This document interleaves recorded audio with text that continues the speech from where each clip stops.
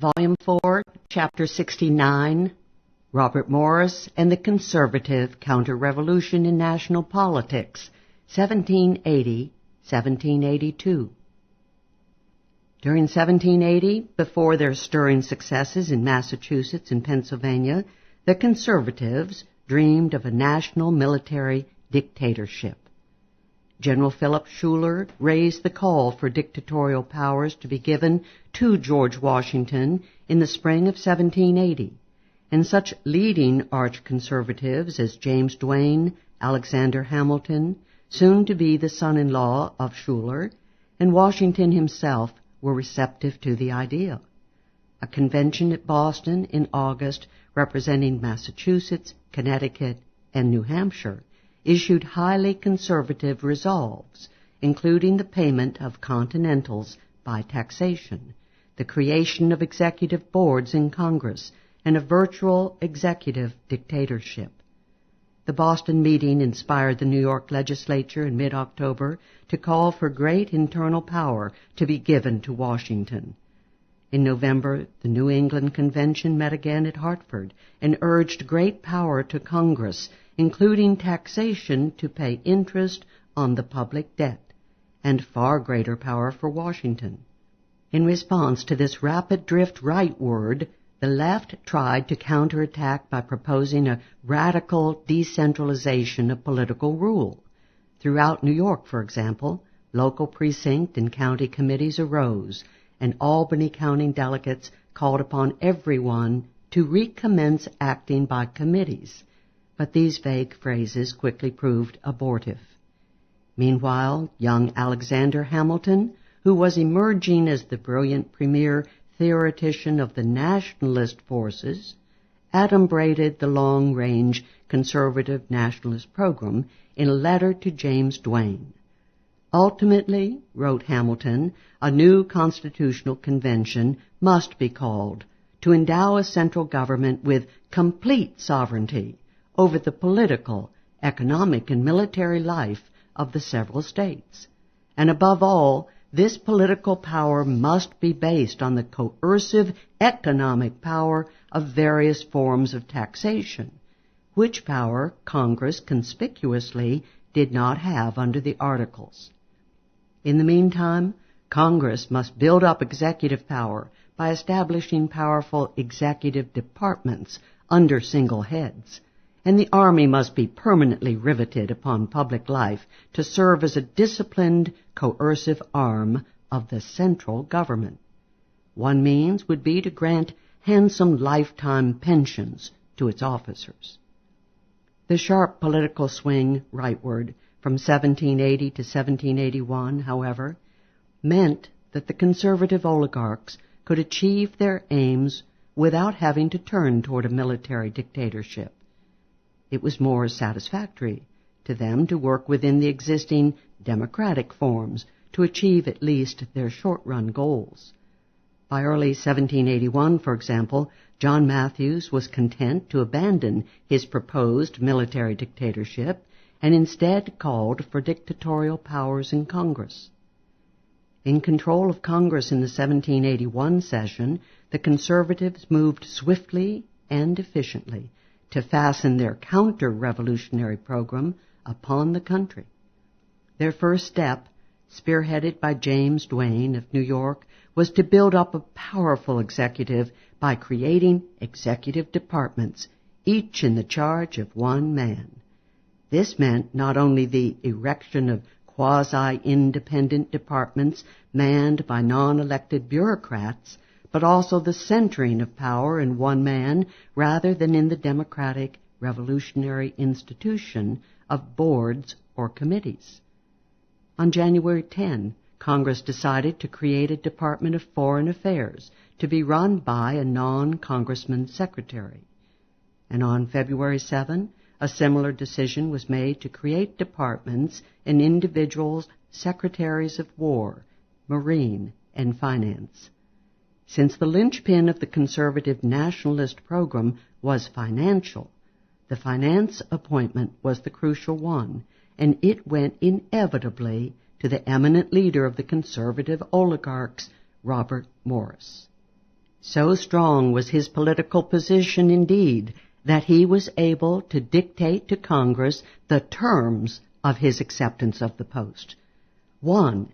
Express advance sanction by Congress of any private business dealings that he might have while in office, thus forestalling anything like another ruinous Silas Deane affair. And 2. The absolute right not only to hire officials in his own department, but also to fire anyone in any other branch of government. By accepting these outrageous conditions, after a month of balking and grumbling, the supine Congress was well on its way to putting Morris on the road to being dictator of the United States. Assuming his post on May 14, Morris quickly gathered all manner of power unto himself. By August, instead of Congress's selecting a Secretary of the Marine, the entire department was placed directly under the financier. The various naval and admiralty boards were abolished, and their functions also placed, incongruously but ominously, under the Office of Finance. Those departments that he was not able to seize personally, Morris was able to place under the firm control of one of his friends or associates. At the War Department, Morris, seconded by Washington, tried to push Schuyler to be its head. But Schuyler's problems with Congress over his military rank and career precluded such a bald choice. At the end of October, General Benjamin Lincoln was finally selected as the compromise choice. But until Lincoln assumed his duties in January 1782, Morris ran the War Department through his old friend Richard Peters, Secretary of the Board of War.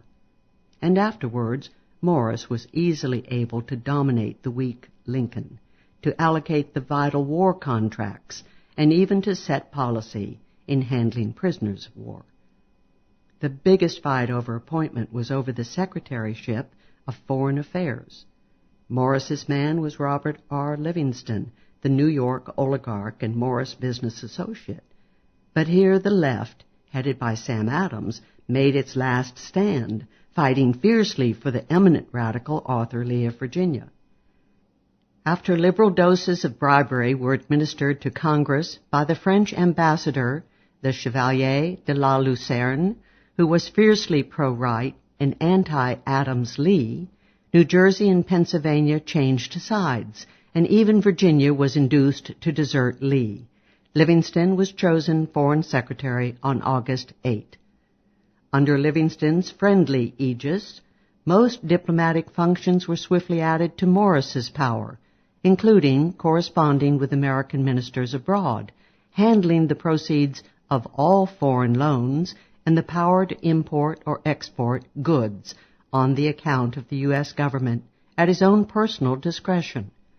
To cement his power further over all branches of the federal government, every Monday night Morris called together the major executive officers of government, including Assistant Financier Gouverneur Morris, the Secretaries for War and Foreign Affairs, the Commander-in-Chief, and the Secretary of Congress, in an informal but effective cabinet meeting.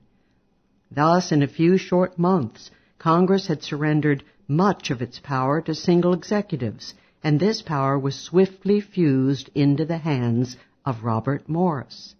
Before the end of 1781, observers were noting that virtually every function of government had been centralized in the hands of Morris, and that the business of government was thereby being highly simplified. Virtually Morris's first act in power was a bill submitted to Congress only 3 days after taking office. His bold plan to create what was, at one and the same time, the first commercial bank in the history of the United States, as well as its first central bank. Inspired by the model of the Bank of England, created at the end of the 17th century, his object was to institutionalize a permanent interpenetration of public and private business. In a profound sense, to make permanent the interpenetration that Morris had personally achieved during the Revolutionary War. In both its temporary and permanent forms, this was an interpenetration through which public funds, whether obtained through taxation or creation of paper, could be channeled into the private pockets of Morris and his colleagues. Taxing would be necessary to redeem at par that body of depreciated public debt which Morris and his friends so extensively held. This new Bank of North America would prevent the nation from lapsing into an economy based on hard money and would be the device for returning to inflation. This time, however, it would be a more discreet inflation, controlled and managed for the benefit of Morris and Company. The razzle-dazzle of complexities and mysteries of high finance, as well as the supposed needs of the vanishing war effort, would serve as the cloak for the hard realities of subsidy to a specially privileged few. Once again, revolutionary America was being pushed far in the direction of the reactionary British reality against which the new nation had struggled to come into existence. And the Bank of North America would have a vital role in this counter-revolution. The idea of bringing to the United States a private central bank like that of England had been long in the air on the American right, and Alexander Hamilton, Gouverneur Morris, Pelatiah Webster, and the learned Pennsylvania lawyer William Barton had all outlined plans for such a bank. Morris's bill incorporated a Bank of North America, which was to receive monopoly privileges from the central government in several ways. First, it would be able to issue banknotes payable on demand, which would be receivable in all duties and taxes to all state and federal governments at a par equivalent to specie. In addition, at least temporarily, no other banks would be permitted to operate in the country. Although the bank was to begin modestly with a private capitalization of $400,000 in specie, Morris envisioned its notes expanding to become the sole medium of exchange in the country. In short, the bank would have the monopoly license to inflate. In return for its privileges, it would graciously lend its newly created money to the federal government. In short, instead of inflating by simply printing new money, the government would only be able to issue new money by borrowing it from the privately organized Bank of North America. The public debt holders were not to be forgotten in Morris's scheme. Congress would ensure the payment of interest and principal on its debt, and it could be deposited in the Bank of North America, thus becoming backing for the bank's notes. Thus the oligarchs were to benefit from issuing the new notes and from being able to deposit their public securities as supposed backing for the notes. Morris's far-reaching plan passed very quickly at the end of May and over only minimal and scattered opposition.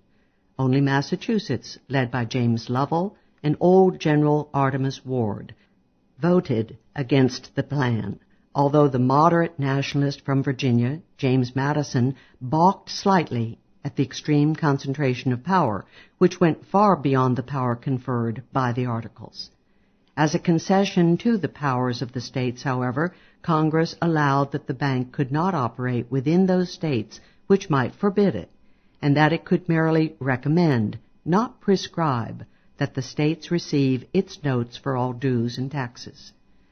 Founding owners and directors of the newly created Bank of North America included, apart from Morris himself, his old partner Thomas Willing as president of the bank, and such old friends and business associates as John Swanwick, William Bingham, Cadwalader Morris, Gouverneur Morris, George Clymer, and Jeremiah Wadsworth.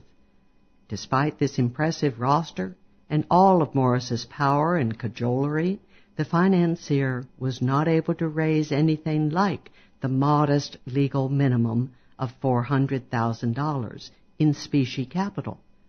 All that he could raise was $70,000, even with the aid of further financial juggling and subsidies to Morris and to his Pennsylvania friends.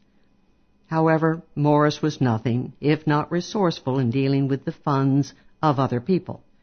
When $462,000 in specie arrived as a loan to the United States government from France, he simply appropriated $254,000 of it to subscribe to his own Bank of North America on behalf of the federal government. This unauthorized act of virtual embezzlement went almost completely uncriticized. For the remainder of his needed capital, he illegally secured pledges, and Congress incorporated the bank. It began operations on January 7, 1982. No sooner did it open its doors than Morris borrowed heavily from it for government operations. It could only lend at short term, but its loans to the government during the Morris administration totaled over $1.2 million.